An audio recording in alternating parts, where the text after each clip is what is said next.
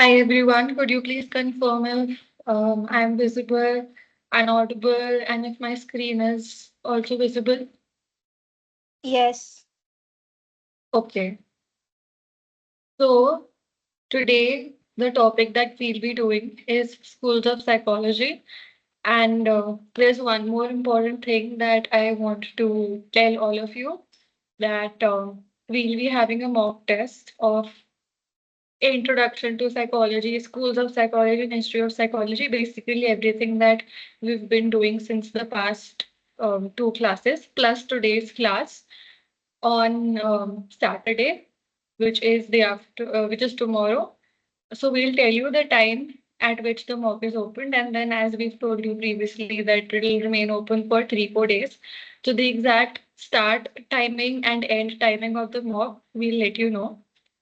And there's nothing to be scared about because we have already practiced so many MCQs in class live, right? So now this is your first step to take a mock. And all the questions in the mock have been made using this CUET pattern and all the pattern of the other entrances. So it will be nice if you can attend that, attempt that instead of being scared and all that.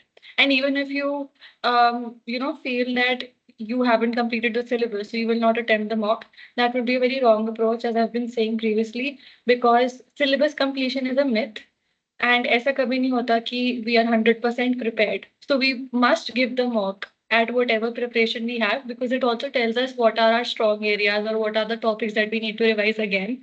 So do give the mock. We have also put a lot of effort in making each question ourselves. So ultimately it would benefit you only if you give the mock.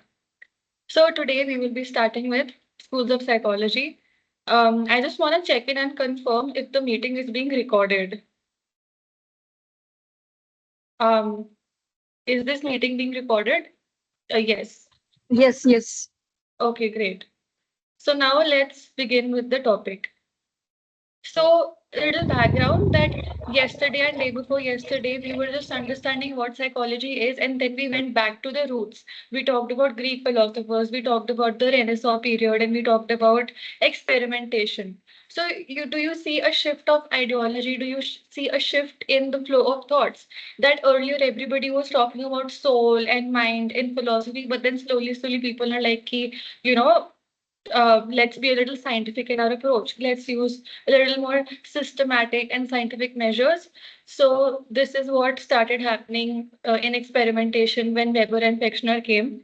And then after this only, there is someone known as Willem Wundt who also came and he started talking about this new school of thought.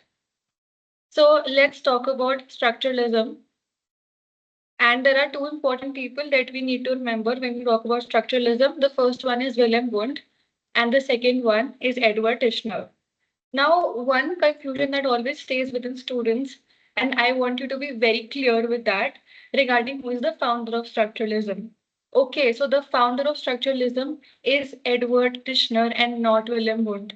Please remember that the founder of structuralism is Tishner, and this has been asked in MCQs previously, and students do tend to get it wrong.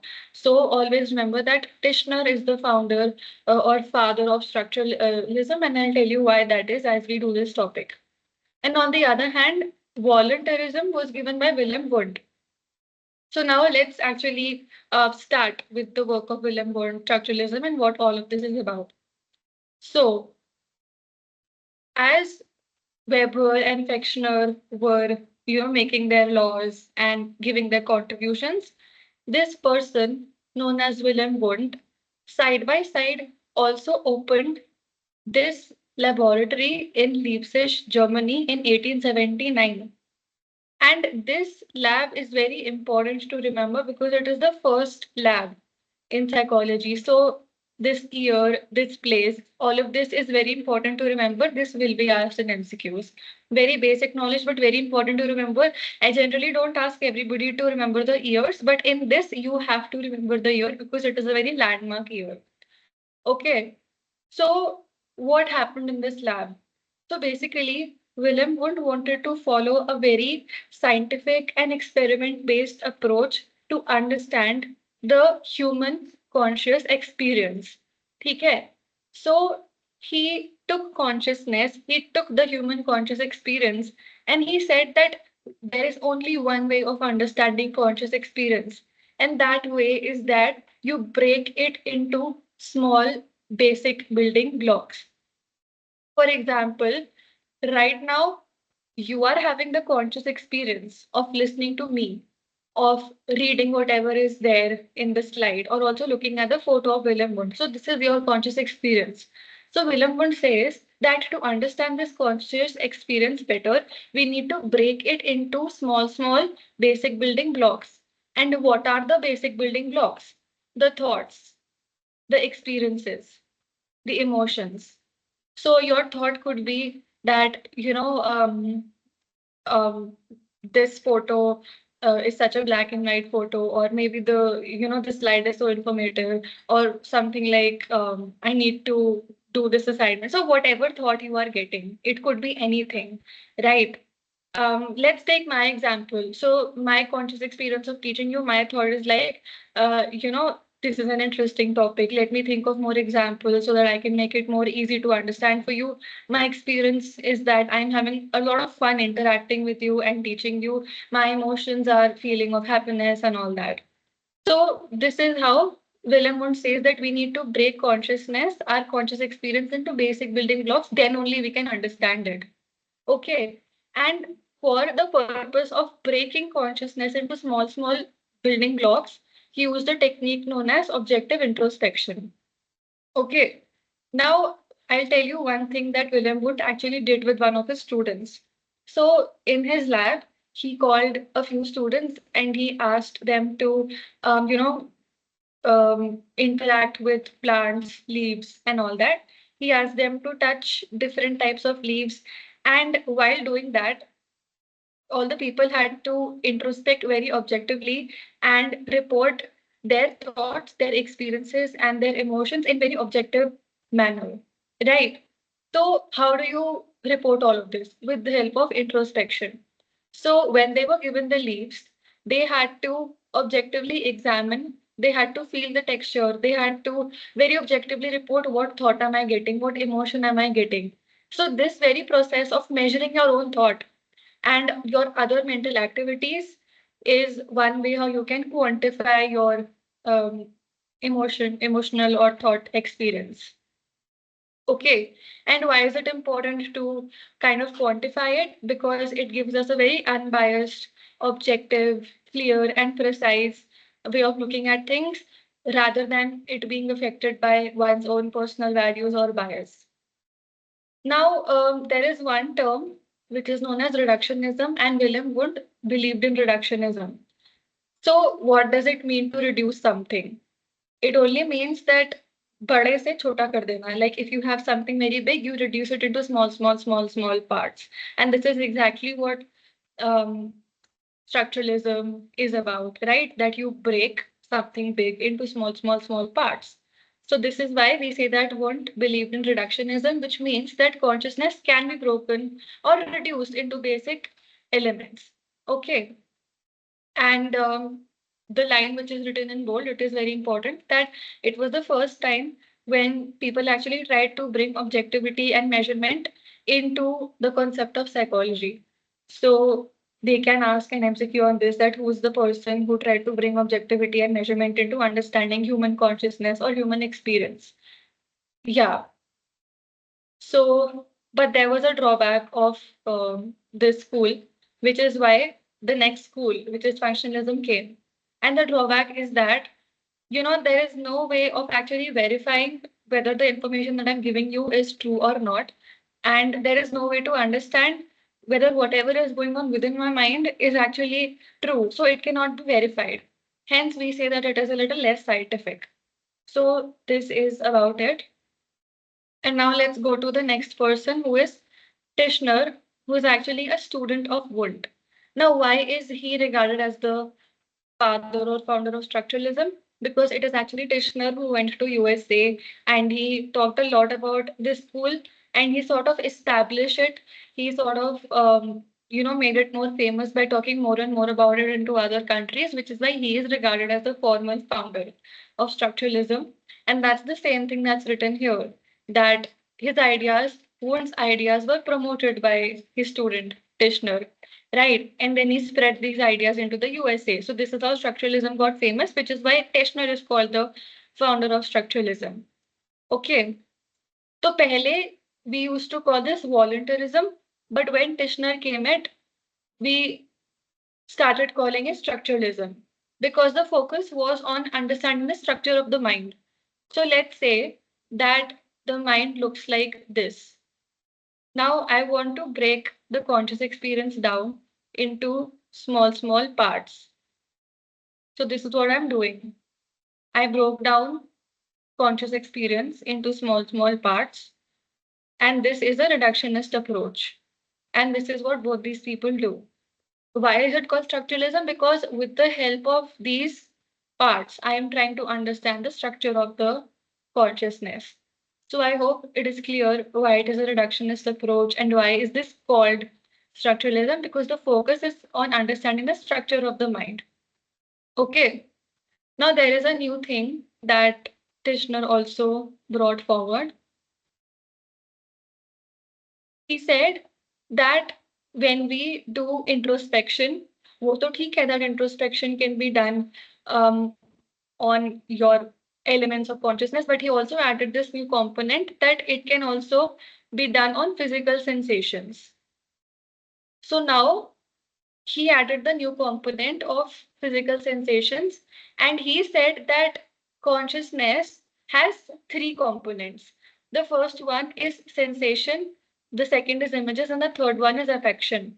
So what he basically did was that he broke down consciousness into three components: sensations, images, and affection. And once again, I'll use this example to help you understand this better. Let's say that I am eating an ice cream. So when I take the first bite of that ice cream, my taste buds get activated, right? Because the very piece of or bite or ice cream, when it touches my tongue, I feel some sensations. My taste buds get activated, and then the entire thing of my brain interpreting it as cold or whatever. So when my senses, which is my taste bud, whenever they get stimulated, this is the first component of the conscious experience, which is sensation. The second one is images. So whenever I think about an ice cream, what comes to my mind? Probably a conical type of a structure with something brown, scooped circular brown on the top, or probably a cherry on the top. For you, it could be something else. You may think of a cup, or someone else might think of a stick ice cream. So mental representation is just the image that comes to us whenever we think about something. And in the last class, if you remember, we also used the example of cake, that a round structure, brown in color, right? And I was also telling you that Piaget says that in the um, pre-operational stage, this symbolic thinking becomes very active. So this is what is the second component of consciousness, that your images, whatever visual representation is coming to your mind when you think of something. And lastly is the affection, how you're feeling about the entire experience. So of course, I love eating ice cream. So I feel very happy whenever I eat them. So yeah, this is all about the way how Tishner broke down consciousness. So this is about Wundt and Tishner. Then there are some important people that we need to remember. The first one is G. Stanley Hall, who is a student of Wundt, and he became the first president of APA. And one contribution by him is that he founded the first American psychology lab at Johns Hopkins University. So remember this information. Nothing much to really explain here, just facts that you need to remember. And there are more important people that we need to remember, which is Margaret Floy Washburn. She is a very important female figure in psychology, and more important because we tend to forget the contributions of women. So we should remember the landmark work that they've done. Um, And she is very important, like apart from entrances and interviews, otherwise also she is important in the field because she was the first woman to receive a PhD in psychology. And the book written by her was The Animal Mind. So remember name of books as I've been telling you. Next, we now start with functionalism. And I'll tell you कि functionalism कैसे आया because till now we were talking about structuralism. So what happened that led to the coming of functionalism? So when Wundt and Tishner were doing their work, there was a person known as William James who said that you cannot really break down consciousness into small parts. Rather, you need to understand consciousness as a stream, as an ongoing flowing stream. So to help you understand this better, I would try and draw this for you. So like I was telling you the structuralist approach, which kind of looks at conscious experience by breaking it down into small parts, right? And this is how they try to understand the structure of conscious experience. This is what structuralists do, which is why it is known as structuralism, and this is a reductionist approach. But then William James said that you cannot break down consciousness. Rather, we need to understand consciousness as a stream of ongoing thoughts, emotions, feelings, and all that. Because this cannot really be broken down, but rather, I'll give you an example that when we start thinking about a thought, so as we get into the loop of thoughts, when we think about the first thought, automatically the second thought comes, and automatically the third thought comes, then the fourth thought comes. So this is more like an ongoing, like a flowing stream, which really cannot be broken down. It just goes on and on and on and on. So it cannot be broken down. So this is what functionalism said. And also, I'll tell you why is it known as functionalism in the upcoming slide. So let's understand who this William James is and what he said. So yeah, he was actually teaching in Harvard University, and he opened the first lab in 1875 in USA, which is even before the 1879 lab opened by Wundt. But it is not, regarded as that impactful. And neither is James called the father of experimental psychology, unlike Wundt, because his lab was not about doing experiments, but rather about teaching. Right. So William James actually had his own setup and all in 1875 itself, but that was used for teaching and not for doing experiments like Wundt, which is why Wundt is only called the father of experimental psychology.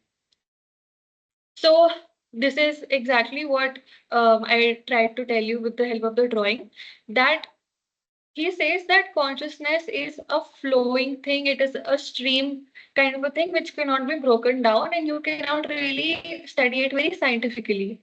So he says that conscious ideas are like constantly flowing in an ever-changing stream. And as I was telling you, that when you think about one thought, then another thought comes, then the third thought comes, and the fourth thought comes, right? So this is how he sees consciousness, that it is a stream rather than something that can be broken down into small parts. Now, why is James' work known as functionalism? Because he was very inspired by the work of Charles Darwin.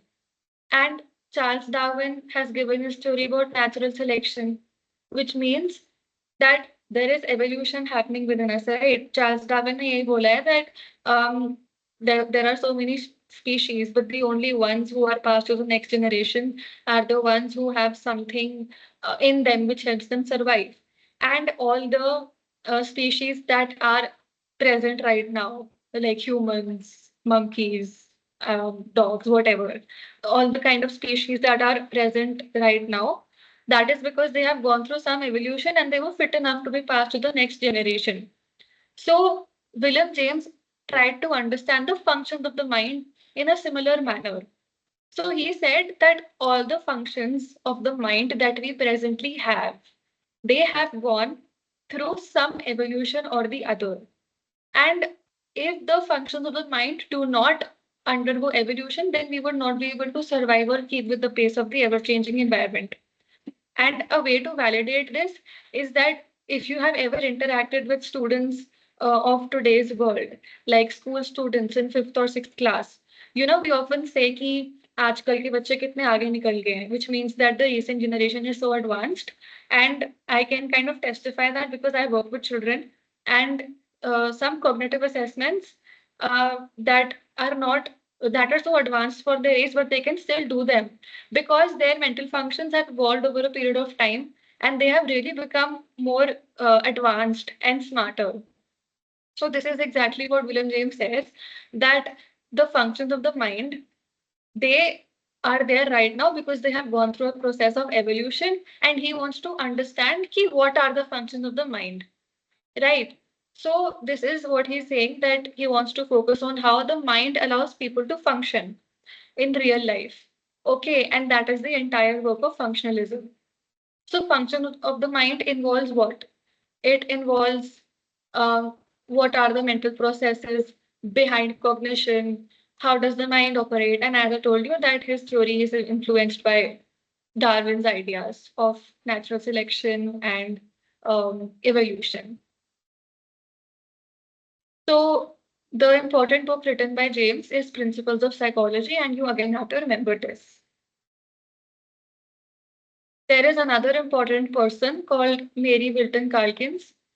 And why is she important? Because first of all, she was the first female president of APA. And secondly, an unfortunate thing that happened with her was that she was actually, eligible for getting a PhD, but she was denied just because she was a woman. So again, this is like, apart from entrances also, this is something that is very famous in the field and psychology community. So just so that you should know about it, and they can ask this anywhere. Even if they don't ask, it would be helpful for your own personal information. So yes. There's one more person, Francis Cecil Sumner, and he is known as the father of African American psychology. And all of this is in Cicerelli. We've taken this from Cicerelli itself, so that tells you this is important. And he was the first African American to earn a PhD in psychology. So just remember these important people. Now, before we go to psychoanalysis, I want to give you a short 2 to 3 minute recap or a summary of structuralism and functionalism, because there are some important concepts in that which we kind of, tend to ignore. We tend to um, minimize them as something very simple and basic, but actually they are not that basic. So I'll tell you that, you know, um, the entire context, the entire background, that slowly the way how people looked at psychology changed from philosophy to scientific ways, systematic ways, experimental ways, and then finally Wilhelm Wundt came, who opened his lab in 1879. He said that I want to understand conscious experience by breaking it down into small elements, and these elements are the basic building blocks of consciousness. So he wanted to study the structure of the mind. So this is what he did, and this is a reductionist approach. And he called his work voluntarism. And he said that we can understand conscious experience by objective introspection. But then his student Tishner, he came, and he is actually called the founder because he spread these ideas into USA. And Tishner said that I am adding one more element to the basic building blocks, which is the physical sensations. So Tishner finally gave three components of conscious experience, which is physical sensations, images, and affections. Sensations is the sensory experience that you have. Images is the mental representation, and affection is how you feel emotionally. And then after all this is happening, a new person, William James, said that you all are wrong. You cannot study conscious experience by breaking it down. It cannot be broken down because it is a stream, an ongoing stream, right? So this is why he gave this new school of thought, which is functionalism, which aims to understand the functions of the mind. What are the functions of the mind that help us survive, that help us function, in everyday world. And he, as I told you, was very inspired by this person, Charles Darwin, who says that whatever functions we have currently, whatever mental activities we can perform currently, always go through a process of evolution, which just makes us advance so that we can cope with the ever changing environment. So, this is all, right? And of course, the important people that came in between, the PhD ones and the APA presidents. So, all of this is happening. Structuralism is happening, functionalism is happening. Then comes a very important figure in psychology, which everybody knows about, and I see many memes on him also, which is Sigmund Freud. And his ideas just changed the, way how we look at psychology. And I'm sure all of us know what he has done, but we'll still do a very brush up kind of a thing. So, psychoanalysis is something that we will be studying in very much detail in the personality chapter. So for now, I won't be going into much detail into that, but I want to hear from you. How much do you know about psychoanalysis? How confident are you with this topic? Could you please rate your understanding about psychoanalysis in the chat box from 1 to 10? How confident are you with this, and how much do you know about psychoanalysis? 7. Yeah, so I'm seeing 6, 7, 8, 9, 10. Okay. So it's nice that most of you have some understanding about psychoanalysis. We will be doing this from the service level today. But don't worry because we have a specific chapter on that coming very soon in personality. So, a very basic thing about psychoanalysis is that Sigmund Freud says that what we are presently, our personality is shaped by our early childhood experiences, by the first 6 years of our life, right? And he also gave the topography of the mind and levels of consciousness, which is here, right? We will do all of this in the personality chapter. But for now, to kind of explain this, the first contribution by him is the structure of personality. He says that personality can be divided into id, ego, and superego. So it is that part of the personality that wants immediate gratification, that is very wild, childlike, and animal-like in nature, who doesn't care about anything and just wants immediate gratification. But on the other hand, superego is very, morally advanced or very ethically principled and works on what the authority figures have taught us. And on the other hand, ego is someone that kind of mediates the id and superego. So, for example, there is a child who wants to eat an ice cream. He goes to the store and he tells the mother, I want to eat the ice cream now. Give me right now. I'm not gonna wait. Okay. So it is that part of the child who wants to eat the ice cream at that point only, and he will not even wait for 1 second. But superego is that part which tells the child that you are in a public place, so please behave yourself. Do you see anybody else doing this? No, right? So behave yourself. And then ego is the one that kind of mediates the id and superego. It ego tries to find a balance between id and superego by saying that okay, id, I understand that you have this need, but at the same time, you're also supposed to act in a moral way. So please wait, I'll help you get whatever you want. So that is ego. We'll do this in detail, but this is just a very basic thing that I want to tell you. Then levels of consciousness says that we have 3 levels of consciousness: conscious, pre-conscious or the subconscious, and the unconscious. So conscious mind is like the tip of the iceberg that you can see in the photo. It is itna sa, it's very small, and it includes everything that we are aware of currently. So I know that my name is Vidhi, and I am in Christ University, and I like to study psychology. So these are things about me that I know. So this would come in consciousness. Then there are things that I don't know that much, but I can be made aware of if I go to things like therapy or if I introspect a lot, or like if I work on myself. These are some things that I could know by some conscious effort. But then there are things that I'm totally unaware of, and these are the things that I repress. within my unconscious because these things are just too difficult to handle. These things kind of attack me, so I keep on repressing them because they're too much to handle. So things that I'm unaware of, things that I don't want to know about myself because they're very difficult to handle, I just repress them. So all the repressed material, whether it is your wild urges, wild fantasies, everything just goes within the unconscious, right? But it's not like it stays in the unconscious only, it tries to come out by dreams, which is why Freud says that dreams are the royal road to unconscious. Because whatever you see in the dreams is repressed material in the unconscious coming out only.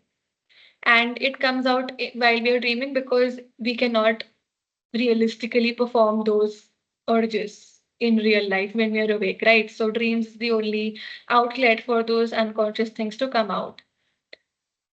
So he gave one more thing known as psychosexual changes of development, which means that the development from childhood to adult age, it kind of goes through different stages, and we'll do these stages in detail.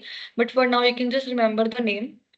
And psychoanalysis therapy, like some therapists are trained in psychoanalysis, and their job is to reduce the conflict between id ego and superego to also make the unconscious material more conscious. We'll do psychoanalysis therapy in detail when we do counseling, right?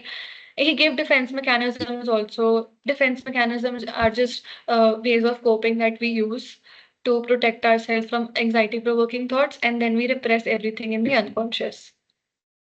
So, yes, these are some important things that we have written because we will do them. Dream analysis, deassociation, transference, countertransference, eros, thanatos, catharsis, resistance, all of that. We will do this in depth in personality chapter. So yeah, don't worry, all of this would be covered. But for now, this much is enough to get a basic understanding of psychoanalysis. Yeah. Then the next school of thought that comes after Freud is behaviorism. Again, tell me how much are you confident about concepts of behaviorism from 1 to 10. I'm talking about operant conditioning, classical conditioning. How much do you know? 8, 9.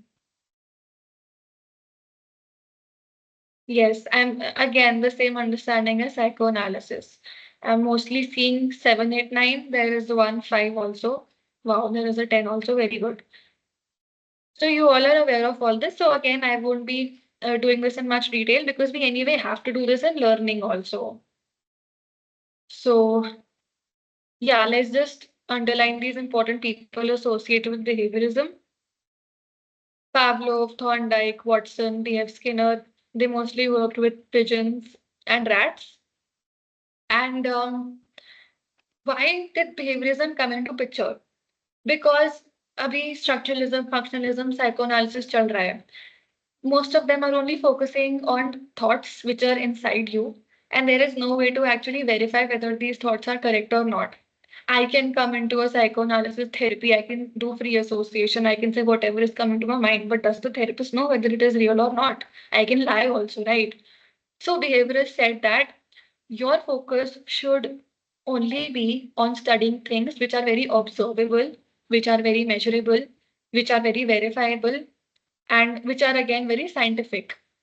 So he said that, abhi tak to psychology is lacking a very scientific inquiry, and forget about consciousness because it is very internal. You should rather focus on observable behavior, something that can be seen and measured. So, for example, if I am feeling angry, so my anger is a very internal process. I'm feeling angry within myself. Until and unless I show my anger by screaming at someone or by throwing something, or rather just, exercising a more adaptive way of expressing anger, you cannot really understand if I'm angry, right? So translate that anger into behavior, translate that anger into something that can be seen and measured. So this is what behaviorism is about. That translate your emotion into behavior, right? And behaviorists have this very famous line that behavior that is learned can also be unlearned. Okay, so again, we'll do this in depth in learning. This is the famous quote by Watson. This will again come in learning, and we know that he did the little Albert Fear One experiment. We'll do this in learning, don't worry. And Pavlov's classical conditioning, also the experiment with the dog, bell, and the salivation. We will do all of this. And same with B.F. Skinner, the Skinner box that he had, the experiment with, pigeons, rats, where they had to press the lever and the food used to come out.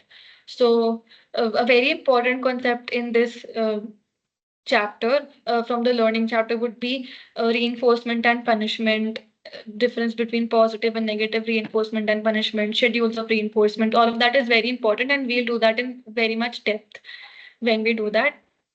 For now, remember the book that was written by B.F. Skinner. And just give me a second, I'll also put my laptop on charge.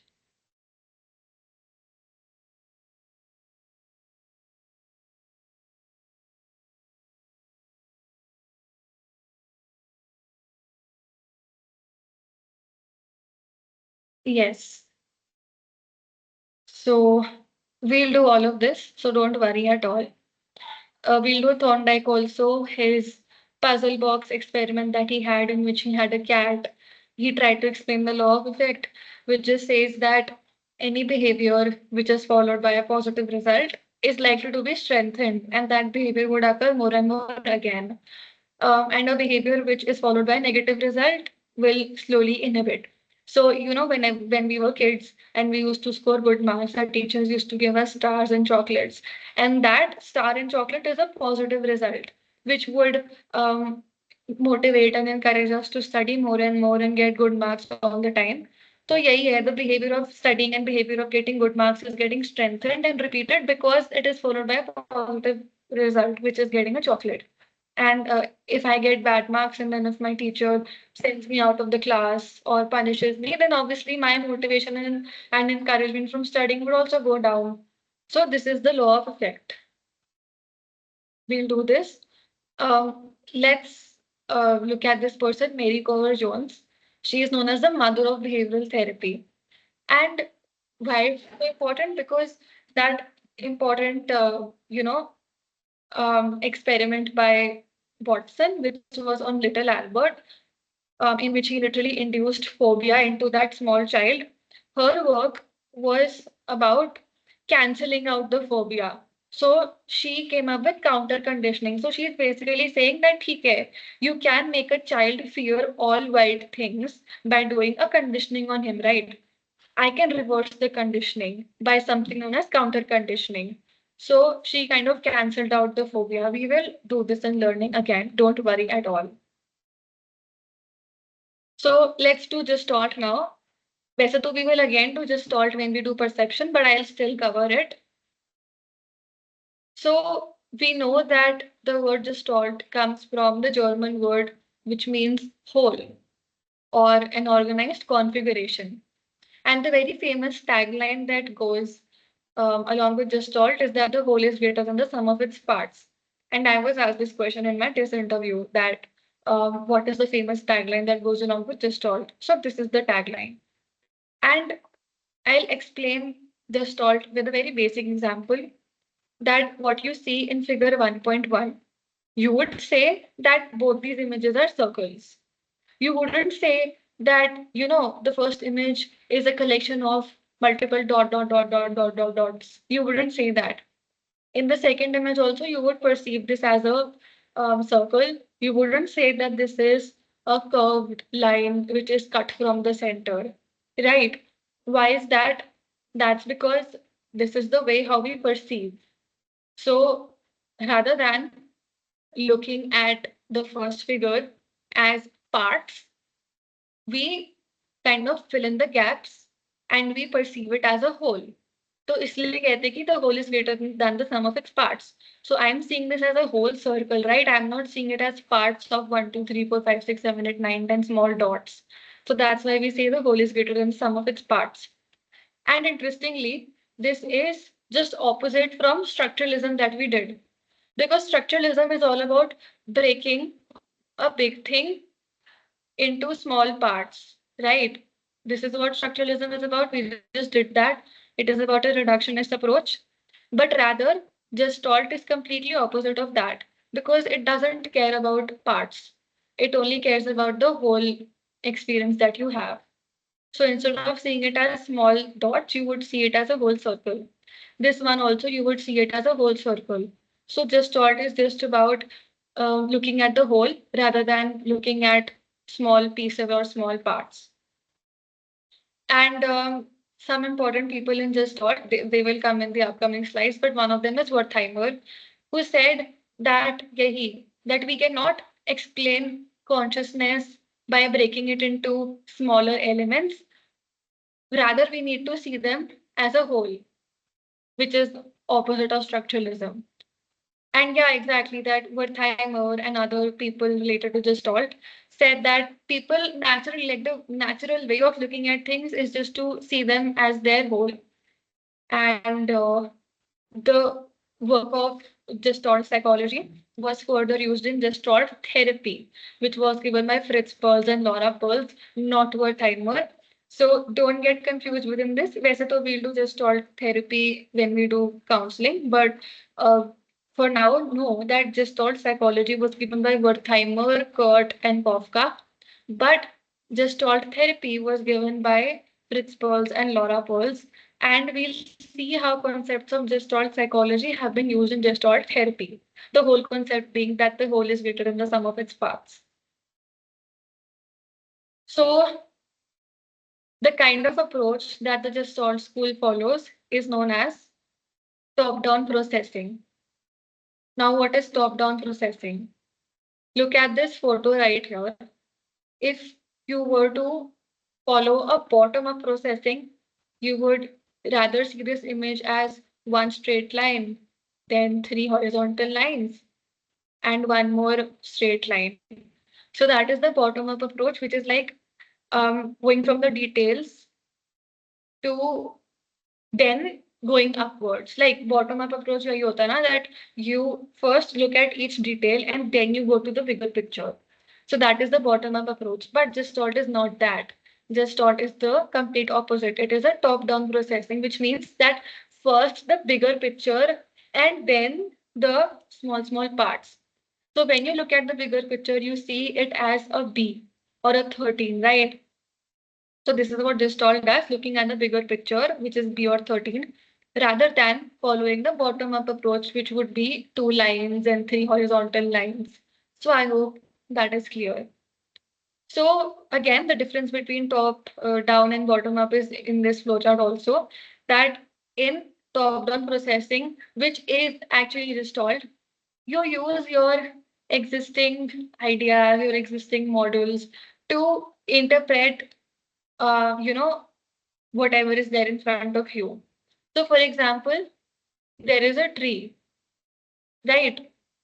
Now, the tree has different leaves, it has different branches. So, from the top down approach, I would just see it as a tree. But then, if I were to follow the bottom up approach, then I would take pieces bit by bit. I would count, okay, one leaf. Then I would count, okay, one branch. Then I would count, okay, one fruit. And then I would count, okay, one flower. So this is what bottom-up processing does. It goes into each piece, it goes into each detail, and then it kind of integrates all the pieces, it integrates all the sensory information, and it assembles it to see what you're meaningfully seeing. But top down is key. I don't care about the details. I'm just seeing the whole, the bigger picture that is there in front of me. So I hope the difference is clear between both these approaches, and I hope it's also clear why Gestalt looks at the top-down processing. And an MCQ was asked somewhere that which approach does Gestalt follow? So it is top-down processing because you're looking at the whole rather than the parts. You're looking at the thing from the top rather than the small details. Now, these are the people that you need to remember in this talk. Wertheimer, we already talked about, the one who said that whole is greater than the sum of its parts. Max Wertheimer is the founder. And the other people are Kohler and Kafka, Kurt Kafka, Wolfgang Kohler. Just remember their names. Now let's go to humanistic psychology. And we did humanistic psychology in the first class, but we'll do this in a little more detail today. And we know that the famous people associated with humanistic psychology are Carl Rogers and Abraham Maslow. So I was also telling you the entire story behind how humanistic came into picture and why was there a need to look at things from this view. So, you know, when behaviorism was coming in, so humanist basically set कि क्या तुम science science करते रहते हो, you're only about measuring things, you're only about the very robotic mechanical and technical approach that in the process you sort of forget the essence of what it actually means to be a human. So you cannot neglect the beauty of human experience just because you want to study very technical aspects of behavior. तो यही बोला कि behaviorism's insistence on applying the methods of physical science to human behavior caused adherents to neglect crucial subjective data. So this basically means, in simple words, that you cannot understand the subjective beauty of human experience if you want to treat people like robots, right? And again, psychoanalysis में भी यही था that you were, talking a lot about unconscious needs, and there was very less importance to the human experience, consciousness, and all of that.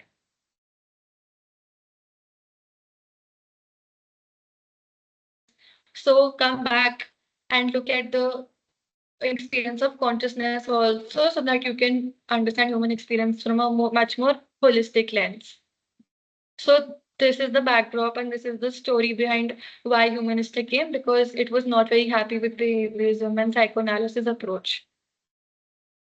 Now, Carl Rogers, which he gave person-centered therapy, which was previously known as client-centered therapy, but later its name got changed to person-centered therapy because he said that clients are also people, they're also humans, they're persons. So let's use the word person rather than client. And we know that humanistic approach is so much focused on empathy, self-direction, client's own development.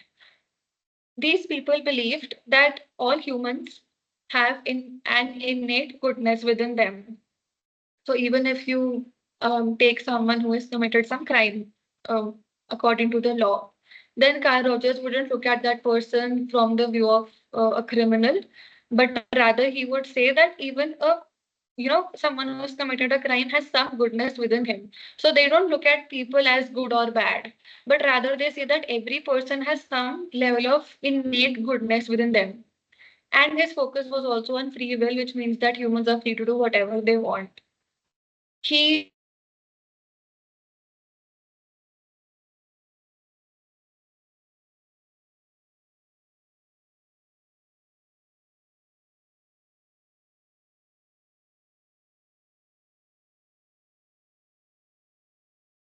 that experiencing whatever your client is experiencing by keeping your feet into their shoes. That's the most textbook definition of it. But to make it better for you to understand, I would explain empathy from my experience as working with clients. So, first of all, my view is that we can never 100% or fully empathize with our clients because what they have gone through, we may not have necessarily gone through that. And even if the client and counselor have the same concerns, the client's experience of the concern is different from the counselor's experience of the concern. For example, if me and my client both have anger issues, now my client's experience of anger would be different, and my experience of anger would be different because we are different people, we live in different environments, right? So I cannot 100% ever fully empathize with my client. It is not possible. But the most I can do is understand their concern from their own internal frame of reference. I can understand their concern the way how they experience it. Okay. So yeah, this is empathy. It's not about sympathy that you're feeling pity for your client, you're feeling sorry or bad for your client. It is just being there for them and experiencing their concerns from their internal frame of reference. So internal frame of reference is the best phrase that I can use to help you understand that this is what empathy is about. An unconditional positive regard. Um, how this came into picture was that Carl Rogers noticed that whenever clients were coming to him, their concerns were stemming because in their environment, in their childhood, there were a lot of conditions of words placed on them. For example, if you do this, then only I will love you. If you behave this way, then only I will accept you. Right? If you get good marks, then only I will give you attention. But if you get bad marks, then I will not give you attention. So there is a condition being placed on the self worth of the person, right? But actually, how should we view children is that regardless of your marks, I would accept you. Whether or not you get good marks or bad marks, you would not change as a person for me. I would still accept you the way you are. So this is what he says ki problems arise because there are a lot of conditions placed on people. But the therapy space is the kind of space where we don't put any conditions of client and we accept them for who they are. So we unconditionally um, give them a positive regard. We don't place any conditions on them. So this is the story of Carl Rogers and why he said what he said. Then Abraham Maslow, his theory is also focused on fully functioning principle of humans because we just said that every person has the innate tendency to become a better version of themselves, to become a fully functioning version of themselves. And because of that, he also gave this term known as self-actualization, which means that everybody has the capacity to reach their full potential. So that is self-actualization ki अभी जो हो वो तो ठीक है, but then you have the capacity of achieving the highest thing, your full potential, and just becoming self-actualized. Now this pyramid, all of us know what are the different needs given by Maslow, right? So he says that there are different needs. The first or the most basic level of needs that needs to be fulfilled first is the physiological needs, which includes nutrition, water, air, sleep, shelter, clothing, reproduction, right? So जब तक ये नहीं है, we cannot go to the next state, right? This is what he says, Maslow says, but of course it can be challenged or criticized. So according to Maslow, the most basic need that every human has that needs to be fulfilled first is the physiological needs, which just includes all this nutrition, water, reproduction, and all that. Once this physiological need is met, we go to the next need, which is the safety need. Right now, ठीक है, खाना सबके पास है, everybody has food, water, and all that. But then after that, all of us also want to feel safe and protected from danger. All of us want to feel a little secure. We want to feel like there is some stability in our life, that there is some predictability in our life. ऐसे नहीं कि कभी भी कोई भी attack हो रहा है हमारे ऊपर आके, or that we are in some kind of danger. We don't want to feel that. So the next need is the safety need, which ensures that we are secure, we have stability, there is some predictability, we are protected, and we just have freedom from our fear and all of that. Now, once this is also met, we go to the next need, which is social need. कि ठीक है, now I know I am safe from danger, but now what do? I am alone. I would want to have some people, I want to have some community around me so that I can meet my emotional needs from them. So we all have this need for affiliation, need for bonding, need for having a community around us, which from which we can give and receive affection. We need some intimacy and affiliation in our life. So this is also known as need for belongingness because after we have eaten food, after we have felt that we are safe and secure at our house, now the more advanced need is just to feel belonged in our community. So that is the belongingness needs. Now, once this is also done, we go to a more advanced level of need, which is the esteem needs. So ठीक है, I have a community, but now I want to feel good about myself. I want to enhance my self-esteem, my own self-worth. So I would try to um, take part in some challenging activities which challenge me, and with the help of that, I can also achieve competence in my job. I can also attain mastery over what I do. It would just help me feel better about myself. It would fuel my esteem, and it would just give me reputation, prestige, dignity, and all that. So now, when esteem needs are also fulfilled, we go to the most higher level of needs, which is finally the self-actualization needs. And this is the need where everything is fulfilled, but now I sort of want to transcend. So now my focus is on self-fulfillment. Now I want to focus on growth, beauty, morality.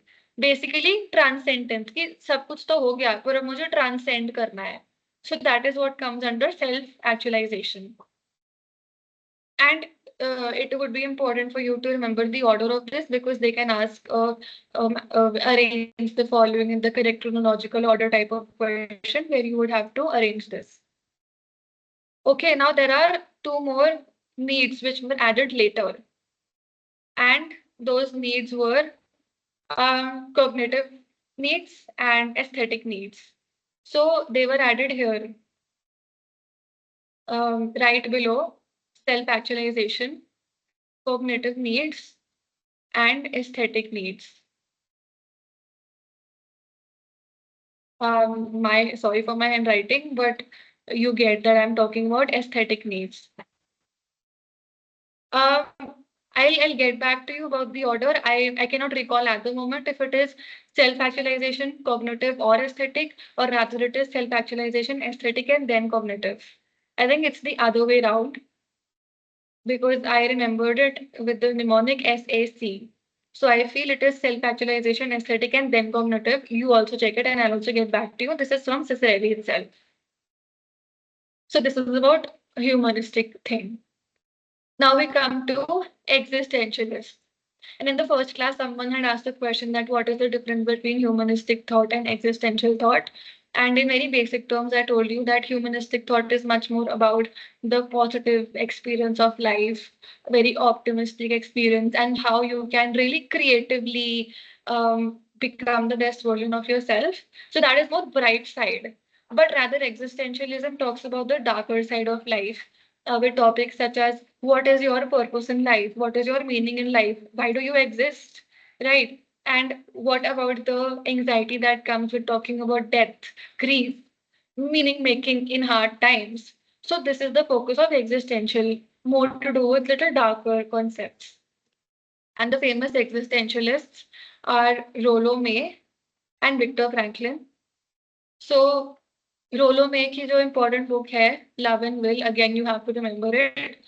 And he just talked about the tragic human experiences and how we make meaning and all of them. And finally there's Viktor Franklin, who is the most important person in existentialism. So the therapy that he founded was logotherapy, which basically means meaning making. And how he actually came with this therapy was that he was caught up in some kind of a war, and unfortunately, he lost all of his close family members in that war, and he was the only one who survived them. So he was there alone, and he kind of started thinking that in such a tragic experience that I've had, how can I still make meaning out of it? Even if in a war condition, I have one small piece of bread, how do I still survive and how do I make meaning of whatever I have left? So, logotherapy is all about making meaning in life. Good for people who sort of experience existential crisis because it helps them find meaning and purpose in their life. So his famous book, I'm sure many of you must have read it, which is Man's Search for Meaning. So yes. Now we come to other perspectives apart from the ones that we have discussed, and most of them we have done in the first class. So again, we'll just brush up over them. Cognitive perspective, we already did that. They talk about mental processes such as memory, intelligence, perception, and all that. We did all of this in the first class. Sociocultural perspective also we did that, understanding how humans behave in groups and in different cultures. Biopsychological perspective, that how our biological processes such as genetics, nervous system, hormones, all of this affect behavior. And finally, evolutionary perspective, that how do we evolve over time? How do our biological processes and mental processes evolve over time? Now, this is a table that you can just read. वैसे तो you don't have to remember these years, as I said, but you can just go over this. We have already done all of this. Is just a, um, like a table which kind of has everything under one roof. So you can go over this. It's the same thing. We've done everything. And if you come across any names such as Ebbinghaus that you think we haven't done it, we will do about him in memory. Bartlett also we'll do in memory. Piaget also we'll do in lifespan psychology. Watson we'll do in learning, right? And some of the names that you see which we haven't done, we will do them later in the upcoming chapters, and you can just read this table. Next, we go to psychology in India, and there are some important people whose names that you will have to remember.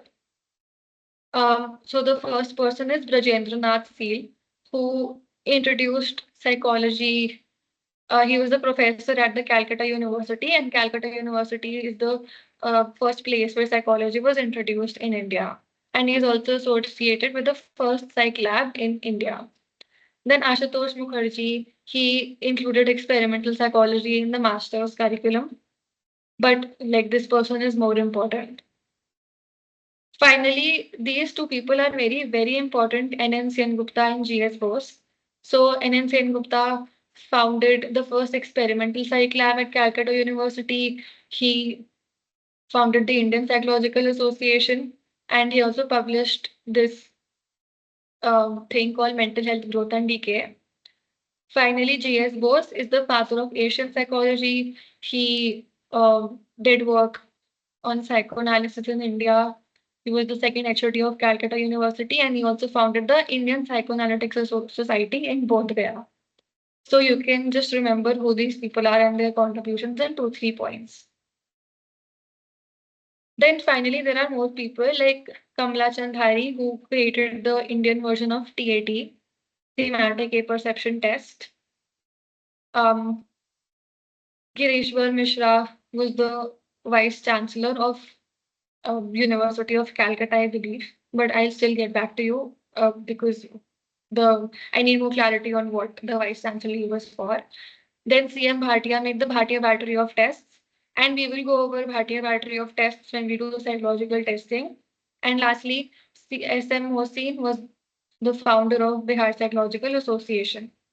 I know too many names and too many things to remember, but the ones that I would tell you to do on a priority level would be N.N. Gupta, G.S. Bose, and CM Bhatia. Because in one of the exams, I don't remember what exam it was, there was a question that which of the following is not an Indian psychologist? And they had given names of random Indian people. Now, how would I know whether this person is an Indian psychologist or not? Because all of them were Indian names, right?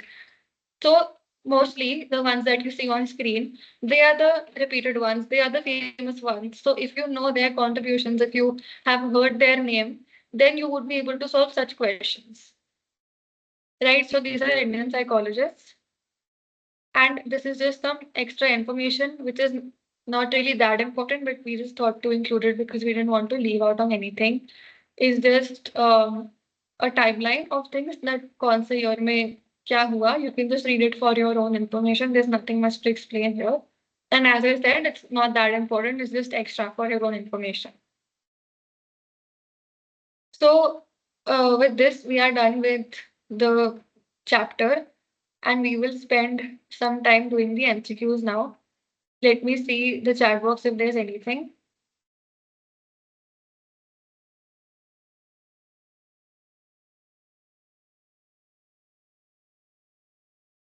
Person-centered therapy.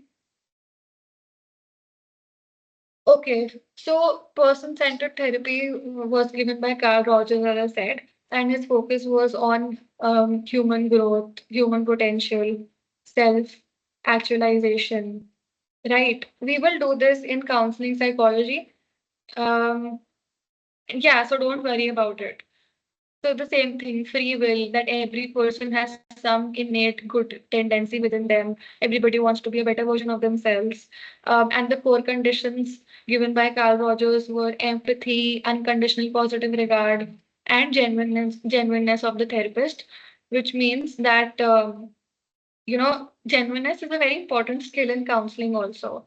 That, um, a therapist shouldn't wear a mask and pretend to be someone else that they are not in therapy. They should be very authentic and congruent with so basically their thoughts, emotions, and behavior should be congruent with one another. It's not like that, um, um, I'm internally judging my client that, oh, she's like this, but rather my behavior is something else or my thought is something else. So my thought, emotion, and behavior should be coherent. It should be in line with each other, and I should really present myself authentically in the session. I mean, therapy session. So, can you write down the names of people that you mentioned in Gestalt therapy? Fritz Perls and Laura Perls. I am typing them, but we'll again do them in counseling. Um, Connection between levels of consciousness and ego, superego. Yes, there could be some connection. For example, you could see that the id being connected to your unconscious, superego being connected to your conscious, and the ego being connected to your preconscious. We'll do this in more detail when we do personality. What was structuralism trying to understand exactly? To understand consciousness or the structure of brain. See, it was trying to understand the structure of consciousness. I just drew the brain to kind of explain the concept behind it, but it was not trying to understand the structure of the brain. It was only trying to understand the structure of consciousness. A functionalist school of thought, I would recommend you to watch the recorded video once again, because the part where I give a short recap of that, or the part where I explained it. Or if you have any particular question about functionalism, please tell me what it is specifically so that I can help you more in detail. But if you want me to kind of, repeat functionalism again, then watching the video could help you. But if there is any specific question from functionalism, please tell me. Okay, I think the questions are done. Let's start with the MCQ now. So don't worry if you don't know any answer right now, because we will do most of this in the upcoming lectures. So you all can unmute yourself and tell me the answer of this quickly. This is a match the following question from CUET 2022. A goes to second one. Yes. B goes to third one. B. No, B goes to fourth one. Sorry. Yes. Yes. C goes to first third. one. Yes. D goes to third one. Yes, correct. Next is the reason assertion type. Freud's patients suffered from nervous disorders for which he and other doctors could not find any physical cause. Freud proposed that there is an unconscious mind into which we push or repress all of our threatening urges and desires. These repressed urges, in trying to surface, created the nervous disorders in his patients. Now tell me if these statements are correct or incorrect. Yes, both are correct. Yes, that is true. So is this the correct explanation of this or not? Yes, ma'am. Yes, so this is the correct answer. Now, this is the question I was talking about. that they had randomly given names of some Indian people, and this is from CUET only. And you had to tell कि कौन-कौन से Indian psychologists. So now इनका नाम तो हमने देखा था. GS Bose we saw in the slide. We saw SM Hossain also. We saw CM Bhatia also in the slide. Right? But did we see these two people? No. Right? So what is the answer? A, B, and C. Yes. Fourth one. Yes. Yes, this is the answer. Now this is also from CUET. We just did this. So tell me what is the answer? First one. Introspect. First one. Yes. Tell me which school are we talking about in the second one? Functionalism. Yes. Yes. Yes. Now which school is the third one? Gestalt. Yes. And the fourth one? Psychoanalysis. Yes. Yes, very good. What is the answer for this one? Key aspect of existentialism therapy.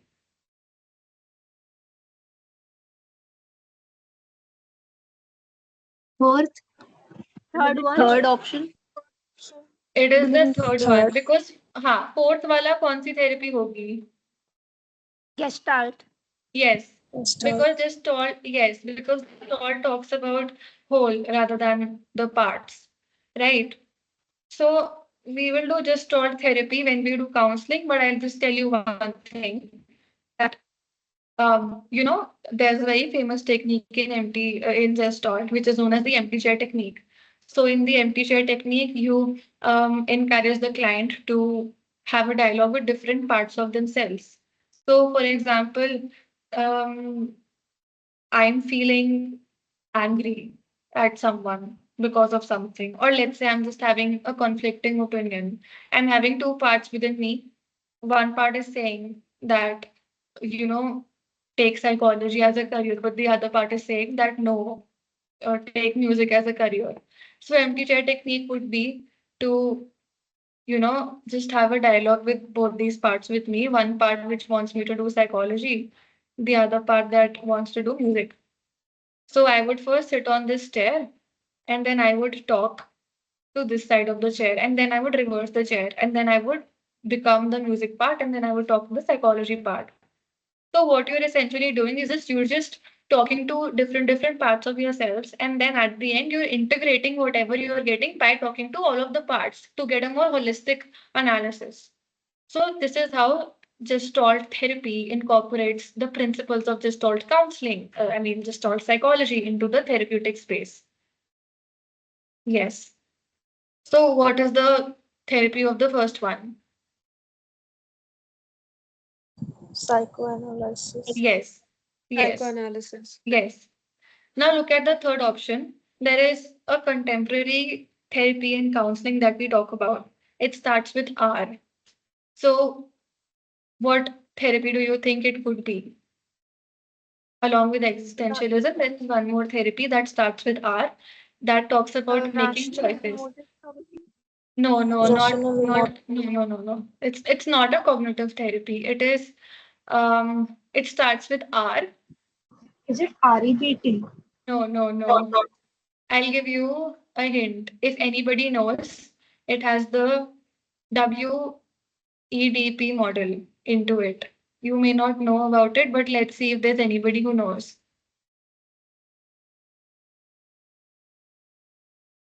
Okay, it's called reality therapy. It is all about making choices. If you don't know, that's completely okay. It's a master's level thing, but just additional information helps everybody. So, yeah, reality therapy. We'll do this briefly in counseling. But this is the correct answer for this question. Next, fast. Wilhelm Wundt. Yes. Tell me one contribution by Adler and the name of the school given by Adler.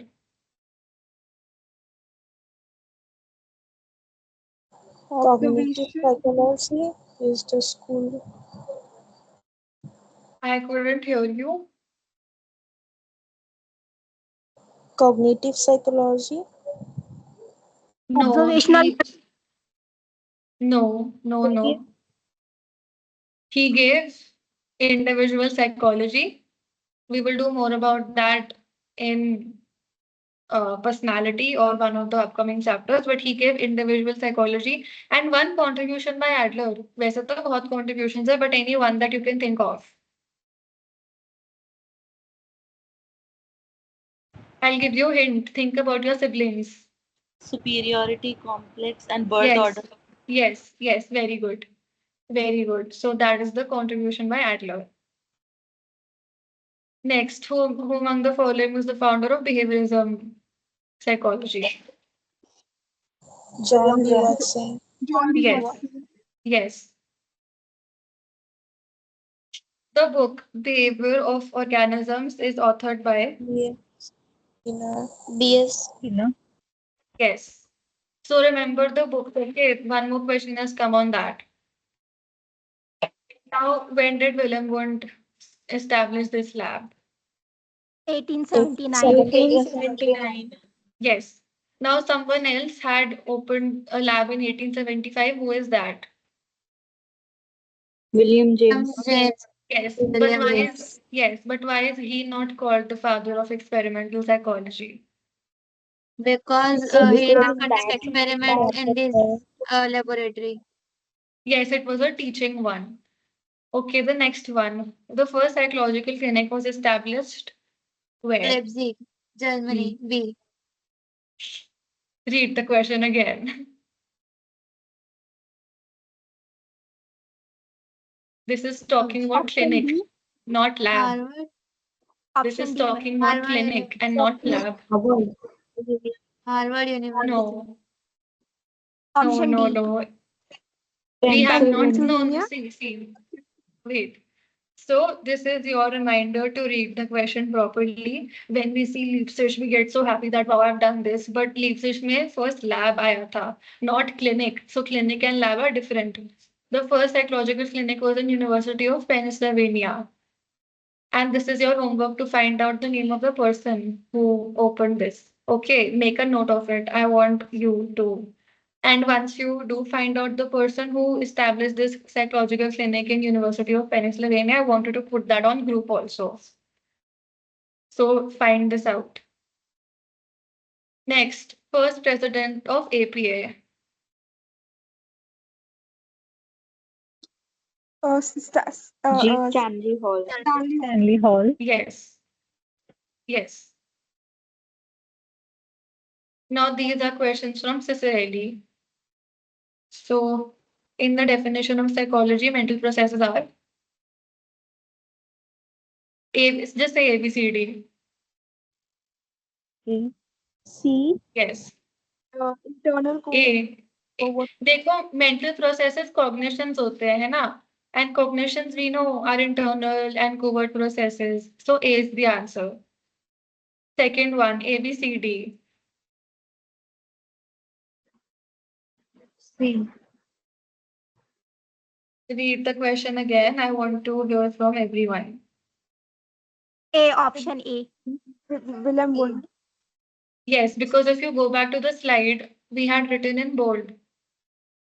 I'll show you that slide again. Bold में लिखा था, and I mentioned this also while teaching, that if they ask you a question that who was the first one who tried to objectively do this, then it is Wundt. See, where is it?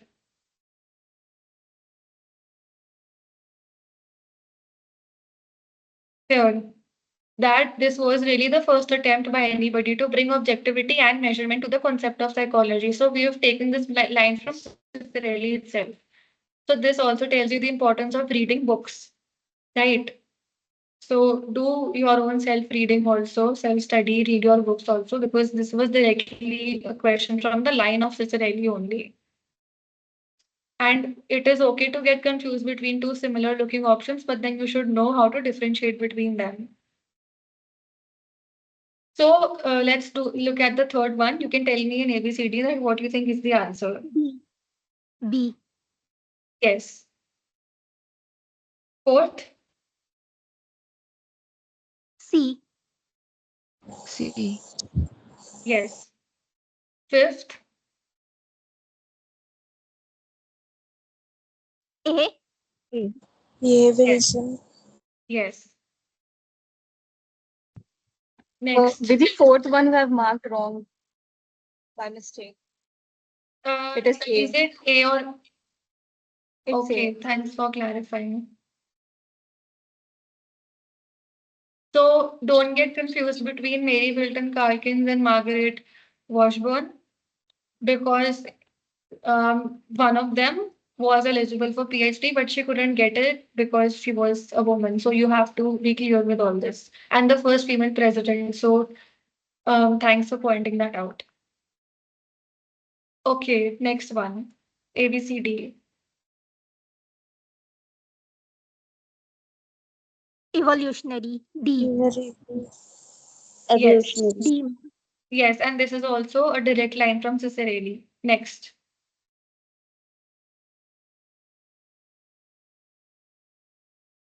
Psychodynamic. Schizophrenia. Which one do you think? C. A. C. Because schizophrenia is very genetic, it is very biological in nature. There is a lot of neurotransmitters imbalanced and all that is going on. So it is biopsychological because it is a severe mental illness, right? So it is C, biopsychological. Next,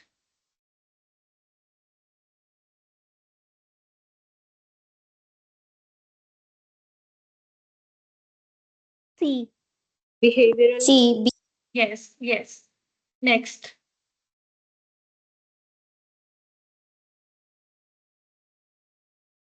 A. yes, Psych. yes, yes. Next, Psychologist. D. um, I am not sure about this because Yeah, this because is based on the specifically Western. this is yeah This is based on exactly. the This is not based on the Indian context because India may it is not important for psychologists to have a doctoral degree, right? So we'll skip this question because this is Cicerelli, as we know, is made in the Western context. This is not adapted to the Indian version. So something like this would anyway not be asked. And even if it is asked, it would be based on the Indian context. So we'll leave this question. I have a question. Yes. Like this question says he has a doctoral degree but not in medicine. So, like as much knowledge as we have, won't it be psychologist only? Because we still get a PhD, but it mentions that it is not in medicine. See, but PhD जो है वो कोई भी कर सकता है. Psychiatric nurse, psychiatric social worker, anybody can do a PhD, right? Let's not actually get it. That actually says psychiatric social worker and psychiatric nurse. So that is already in medicine. Yes, but okay, I thought that this is about prescribing medicines. Then in that case, it could be psychologist, but it would be wise to actually not get into this because anyway, this is not in the Indian context. So this is of no use to us related to the entrance point of view. Okay, but from that sense, it could be psychologist because it is not in medicine. Okay. The next one also seems like something that is again not in the Indian context, but still, what do you think is the answer of this? Self-employed. वैसे तो they can work anywhere, psychology is so advanced, but this is really an Western context. Okay, next.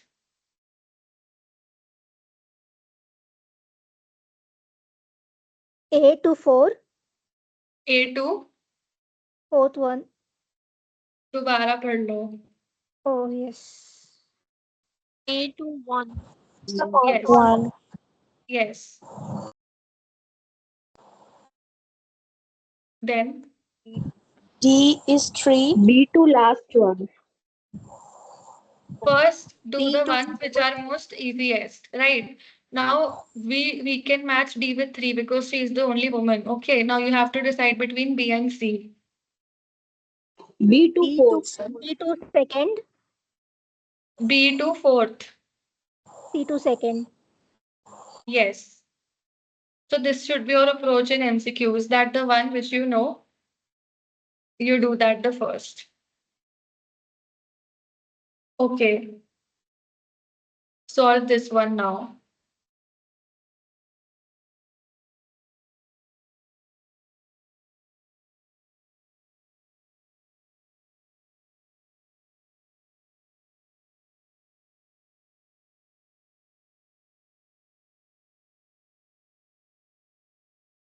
What do you think is the answer? C. You are at a lecture about the history of psychology, and the speaker states that William Wundt's theory of structuralism was the first. Okay.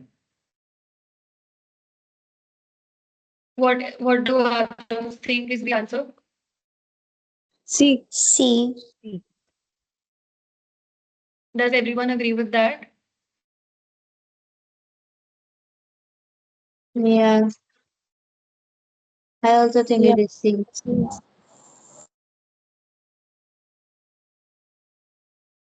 But on what historical fact might the speaker be basing his or her own argument? Let's, uh, you know, cancel the ones which we for sure know that they are not correct. तो ये तो नहीं है correct, है ना? ये तो नहीं है. And even this one is not.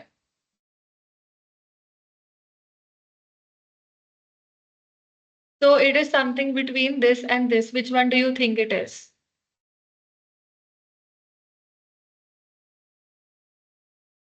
Yes, you need to have some confidence in your, you need to have some C. confidence.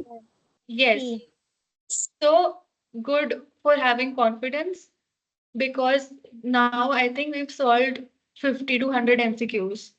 So even if you come across something challenging, you need to have faith in your knowledge, right? So this is correct.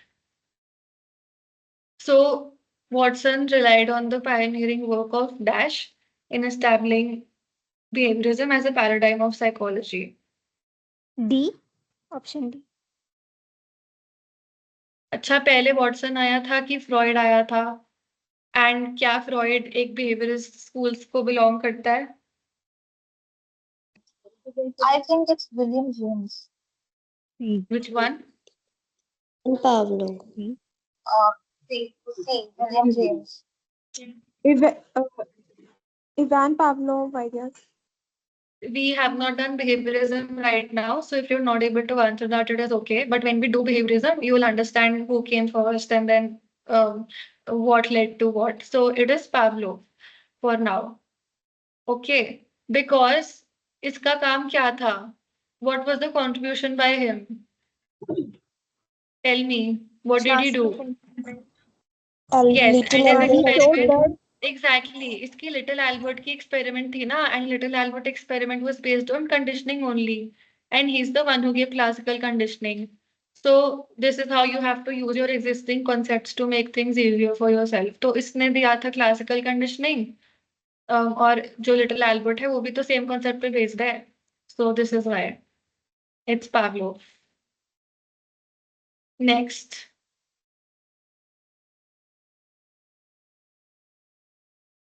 Now you can take 1 minute to read this and attempt this.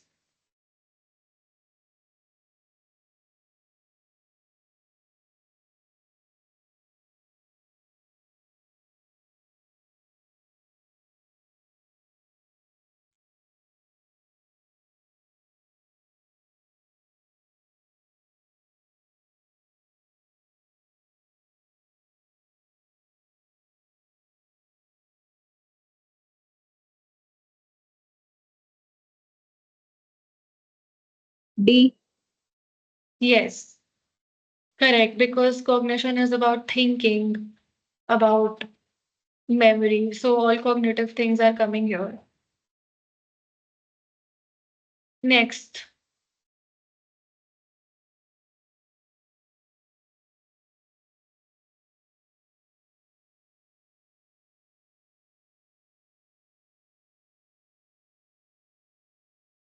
I'm underlining the keyword.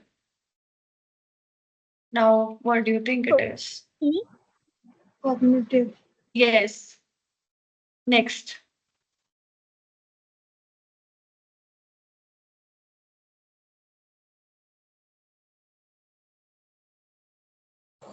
B. William James. William one. Principles of psychology किसने लिखी थी? A. William William James. James. Yes. So sometimes while solving MCQs, we learn a new thing which we didn't know previously. So that also tells us that Principles of Psychology was the first psychology book written by William James. Okay, so remember this. देखो वही आ गया अभी बोला था जो.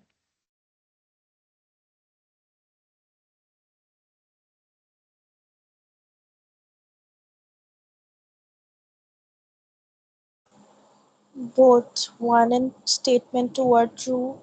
Yes, correct.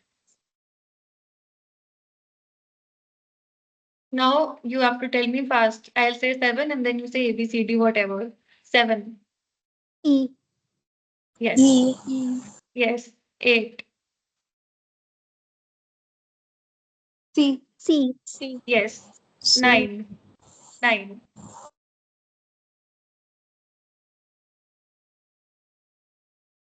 A. A. हाँ D. A. A D. है कि A में उल्टा है देखो. It was rather Exactly, A में biased उल्टा towards है. males. तो A उल्टा है. तो what is the answer of this? D. Yes. Next 11. A B C D.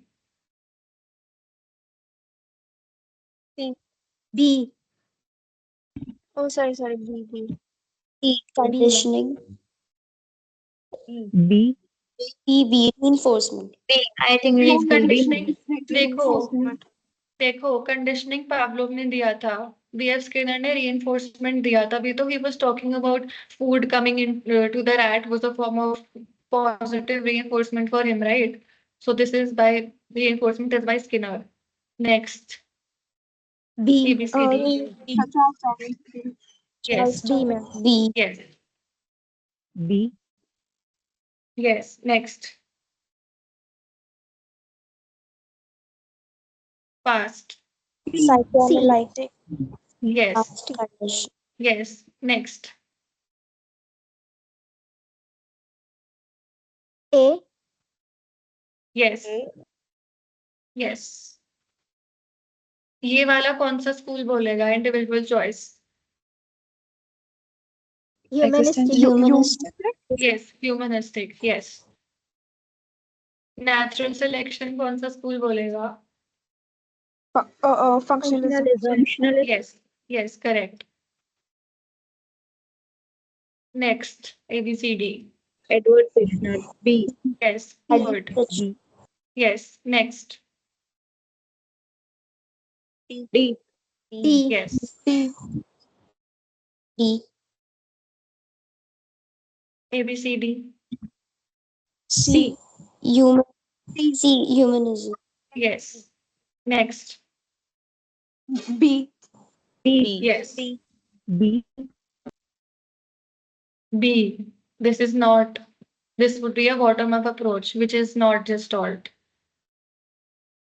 Next.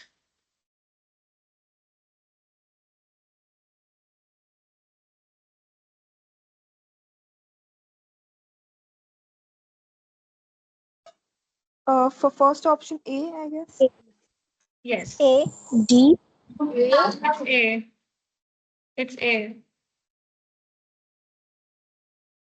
ये तो नहीं होगा ना because he. अच्छा, you said D. D can be an answer, but A is the more appropriate one. So sometimes we also have to choose between the one which is more appropriate. So ये तो revolutionary है ही. So it is A. Next. A. A. Yes. Yes. Yes. Next.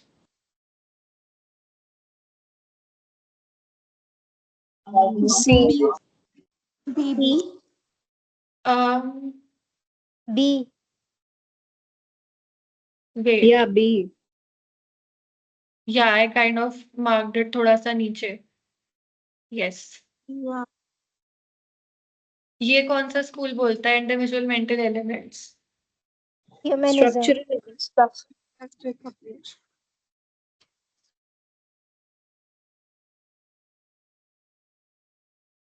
Okay. Which year did he publish his book in? 1890. Yes. And Oh. अगर ये नहीं भी पता तो थोड़ा सा ट्रैक कर सकते हो बिकॉज हमें पता है कि पहले 1879 में तो उसने अपना लैब खोला ना.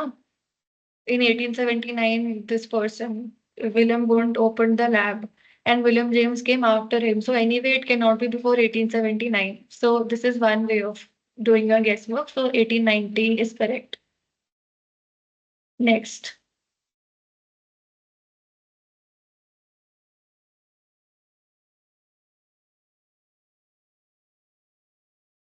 E.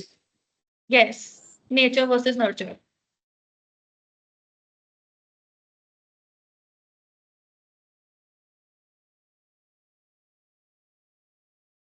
A to C. A goes to C. Yes. B to B 4. goes to 4. B 4. Yes. B 2. C2. C2 1.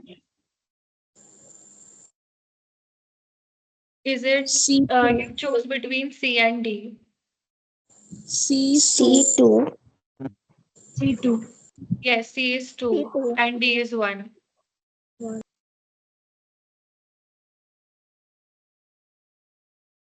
Kohler was associated with which school? Gestalt. Yes. B. Law of effect was coined by Thorndike. Thorndike. Yes. D. Thorndike. Thorndike. We'll do this on learning, but the answer is Thorndike. Next. ये हमने कर लिया था पहले. It's Wertheimer. X. Yes. First woman to get PhD in psychology. B. B. Yes. B.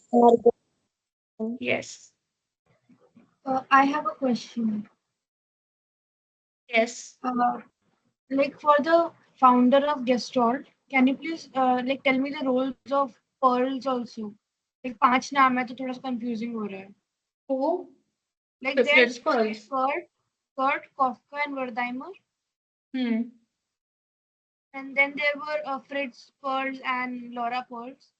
ठीक So है. can you tell me their role? देखो तो when we talk about Gestalt psychology, which is the entire concept of top down processing, whole is greater than the sum of its parts, तो जो concept दिया वो इसने इसने और इसने दिया था. लेकिन जब concept को थेरेपी में अप्लाई करने की बात आई, when it came to actually making Gestalt therapy, then its founder was Fritz Perls and his wife Laura Perls. Okay, so they incorporate the concepts of Gestalt psychology into Gestalt therapy. So this is what? Is it clear now? Yes, thank you. Okay. Okay, next.